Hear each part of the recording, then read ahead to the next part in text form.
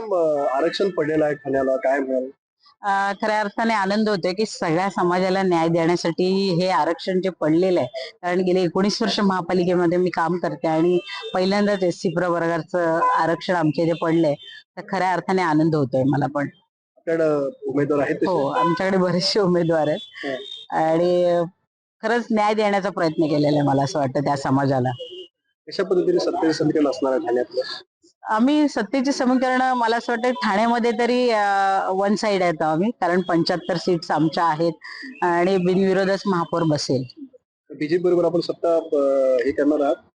ते तर आता युतीमध्ये आहोत तर मग ते समीकरण जुळवायलाच लागतील, कारण महायुती आहे आमची आणि त्याच्यामध्ये युतीमध्ये सत्तेची समीकरण नेहमीच बदलत असतात आणि त्यांनाही त्याच्यामध्ये सहभाग त्यांचा केला जाईल त्याच्यामध्ये. इतर काही छोटे पक्ष तुमच्याकडून राहील असं कळतंय?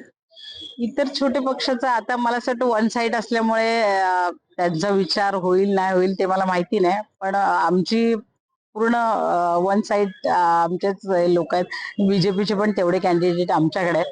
तर मला असं वाटतं बाकीच्या लोकांना घेऊन न घेऊन काय हे नाही होणार, आम्हाला काय फरक नाही पडणार त्याच्यामध्ये. 75 सर्व आले. हिंदी नको, हिंदी नको.